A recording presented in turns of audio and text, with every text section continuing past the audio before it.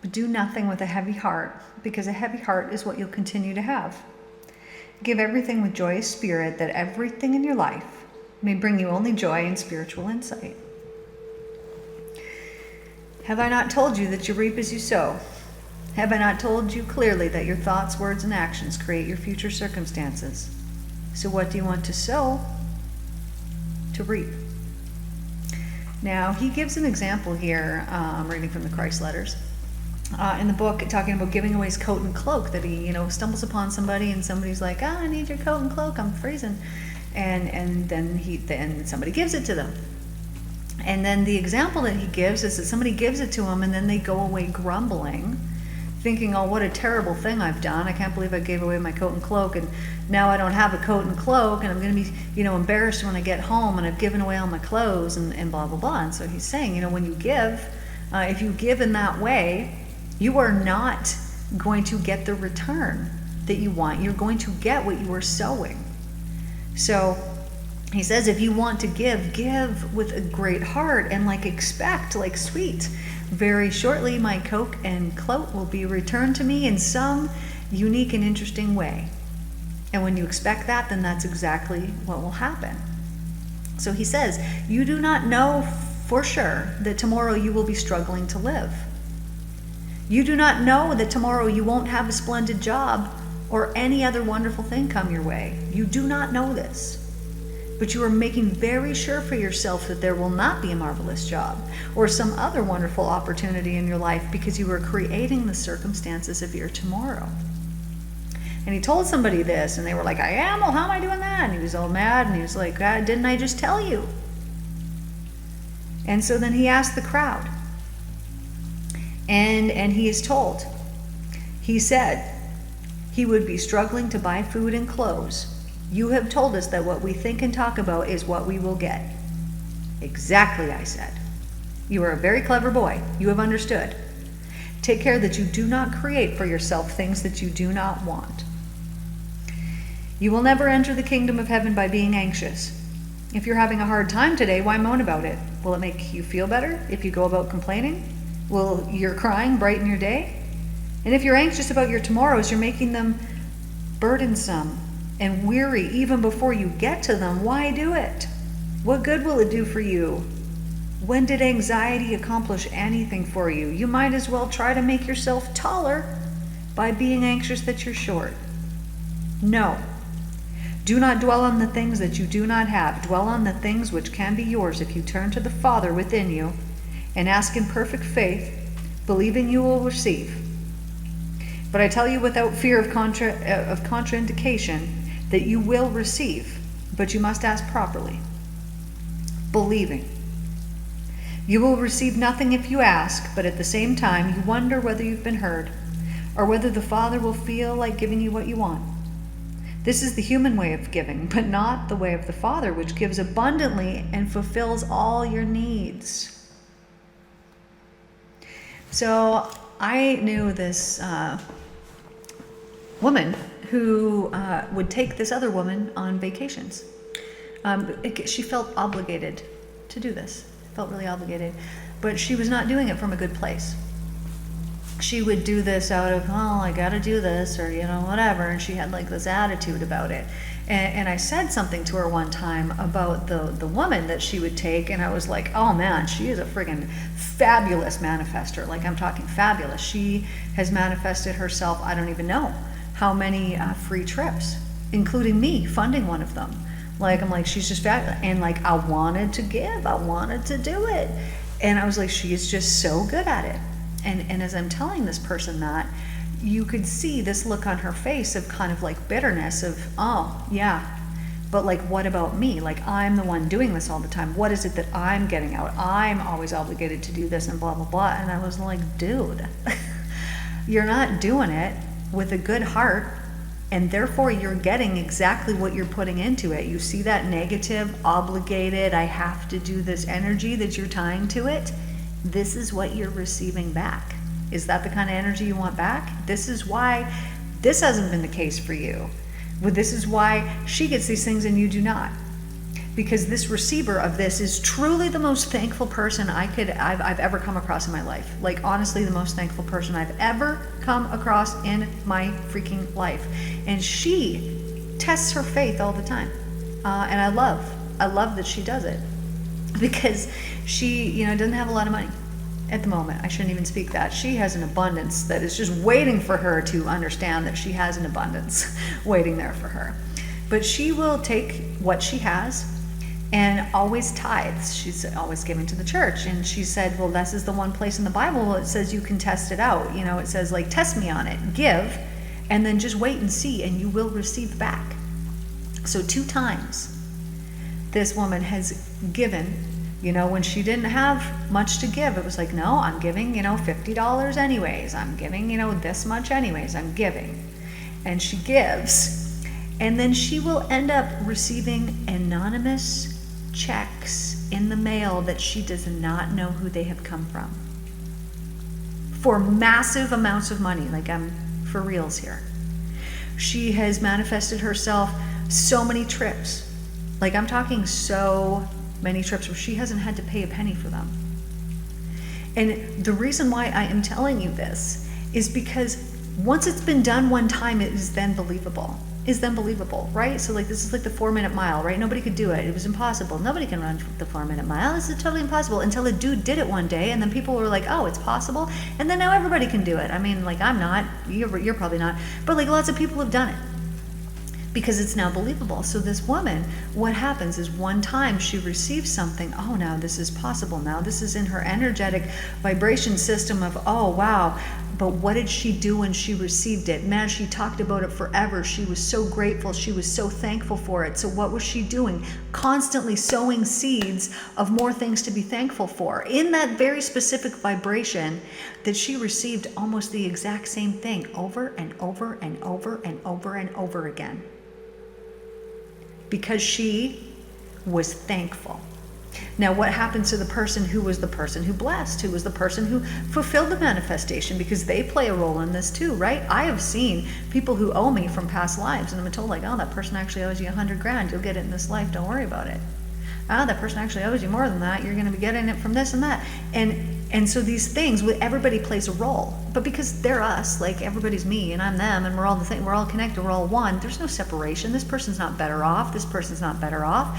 It's just the people who are aware. And if somebody needs to pay me, from some previous life, they're obviously going to have it to be able to do that for me in this life. Like, everything works out exactly how it's supposed to. So the woman, anyways, on the other end of this, who is always giving but not receiving, has a bad attitude, and is not giving out of love. I mean, it's there somewhere, or they wouldn't be giving at all. But it is giving out of obligation. It's giving out of feeling like they need to. It's giving out of, but with this attitude, I might never get it back. And so what do they get back? Exactly what it is they've been handed out. Exactly what they've been given. Whereas if this person had given, knowing, okay, I'm going to give because I want to, and because I truly love this person, and I know I'm excited actually to see how I'm going to be repaid back for all of the wonderful things that I have done. And I'm looking forward to it, and I'm excited about it, and who knows, maybe it'll be later today, maybe it'll be tomorrow, I just don't even know. If she had an attitude like that, what would she be receiving back in her life? Something extremely abundant. I can guarantee you this. But because of our personal mindsets, and we're all totally different, we receive back what it is that we are, the vibration that we are, the frequency that we put out, the thing that we emanate from ourselves, what it is that we embody. And we can't trick this, right? We can't say, oh, I'm so happy to do this. Yay, I'm so happy. Yeah, oh no, of course, you're welcome. And then secretly grumble behind closed doors and think that that's not seen or felt by the universe. Like, man, nothing's really solid, nothing's really real. Everything is the spirit, everything is vibration, it's particles, it's light, it's sound. And because of this, there is no escaping it. You can't escape it. Your consciousness is everywhere, and it imbues everything, and therefore everything is receiving these signals from you. So when it receives a signal from me that says, oh man, this is heaven, oh man, this is heaven, oh man, this is heaven, it starts to program itself as if it is heaven, because it is, because that's the command that it's been imbued with, that's the command that it's been given.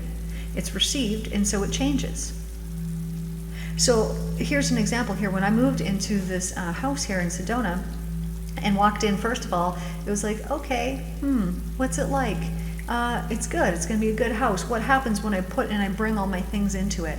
It becomes beautiful. It becomes a truly beautiful place. Whereas I could have looked at this place and I could have put negative things into it, and I could have had a bad attitude, and this needs to change, and that needs to change, and all these things.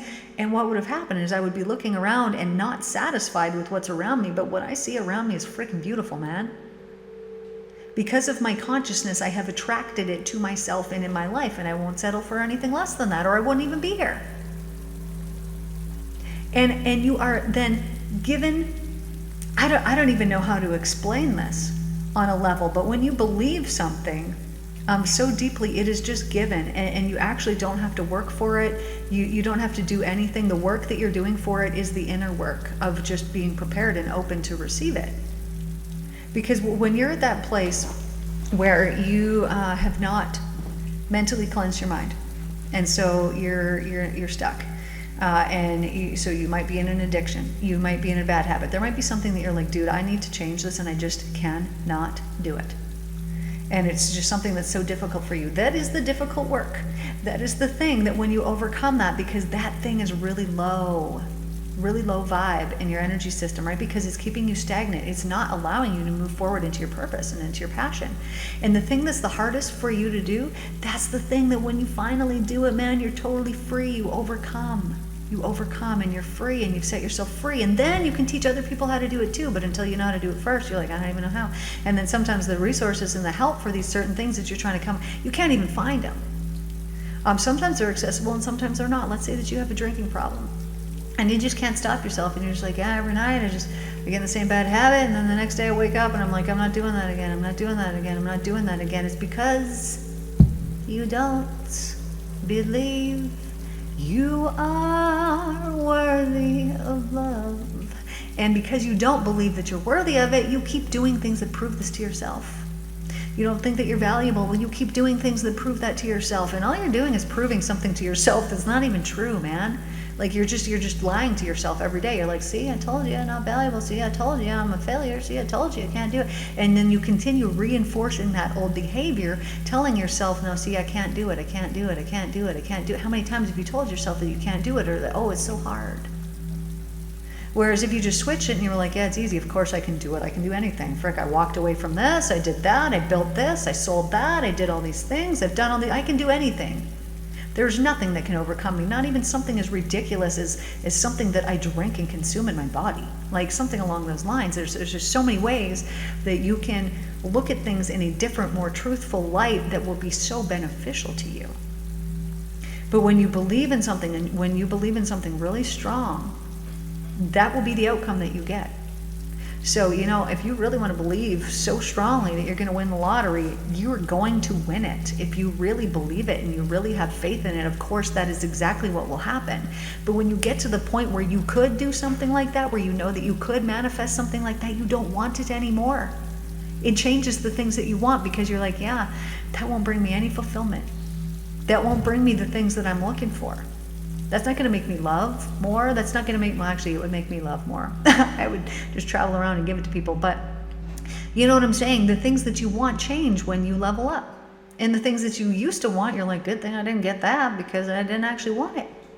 And you look at all these things that were so meaningful and so important to you at one time, and now they don't mean anything to you anymore. What is life even? What even is it?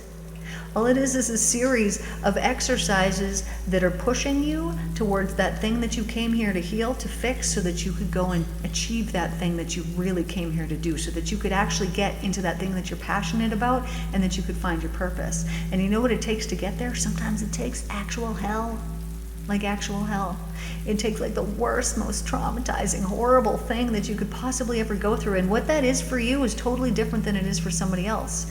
I know when my husband had betrayed me and he'd been lying and all these things and blah, blah, blah, that totally destroyed me. That to me was worse than anything I'd been through. And I used to be a cocaine addict like 20 freaking years ago. I was an alcoholic. I'd been through things. I'd been raped. I'd been all the things, everything I'd been through. None of those things even bothered me at all compared to what he did to me. That was my wound. And so thank God he did it, because then that was the thing that I had to heal. And on the other side of that, enlightenment, man. Thank you. Thank you for doing that. You want to do it again? Totally cool. Go ahead. You can do it all day long. I don't even care.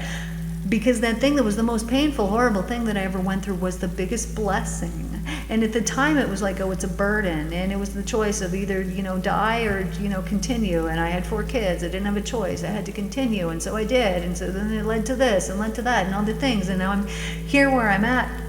And I would never in a billion years, not 1 billion years, would I trade my old life where I was at for where I'm at now. Not a freaking billion years. And at that time, I would have. I thought he was the most wonderful man in the world. He was my best friend. How could this ever happen? And then I found out the truth, and immediately that changed. Which is totally cool because it set me free. I then didn't have an emotional tie to him anymore. Thank God, because that was a total relief. So that was one less thing to have to work through. I had worked through the heartbreak, years prior, when I had found out part of what he had done. And so then when I found out the actual whole truth, it was just like, that was the end of the story for me. But what do?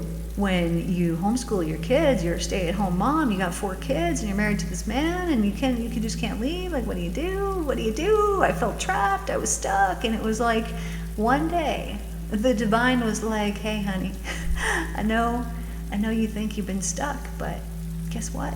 You're not. And it was like, what? I'm not? And I wasn't. And I left. And I haven't looked back since. And it's been truly wonderful. But the months that led up to that point of realizing, like, hey, you're actually not stuck. You're completely and totally free. And I got you wherever you want to go, whatever you want to do, I'm there. I got you. And when I really deeply felt this and knew this and had, like, here you go. Do you want to go here? What do you want to do? And had the opportunity to leave where I was at, not only did I immediately do it, but I understood through this process that the suffering is the gift. It can be the most wonderful, good gift you ever received. And at the time, it doesn't make any sense, and you don't possibly see how that could happen, and you just don't get it, and you don't know why. But then eventually you see, and you're like, aha, I see. Thank you, I needed that. Because I would have gone through the whole rest of my life being spiritually suppressed. And dude, I'm not supposed to. I'm supposed to be speaking out and helping people and doing the thing. And I was literally with someone that told me to be less spiritual, be less weird. But I understand, because he always thought I would leave him for spiritual reasons. And he didn't know why. He had this feeling. He told me this after we were split up, or maybe while we were still together. I don't know. But he told me he always thought I would leave him for that. And you know what? He was right.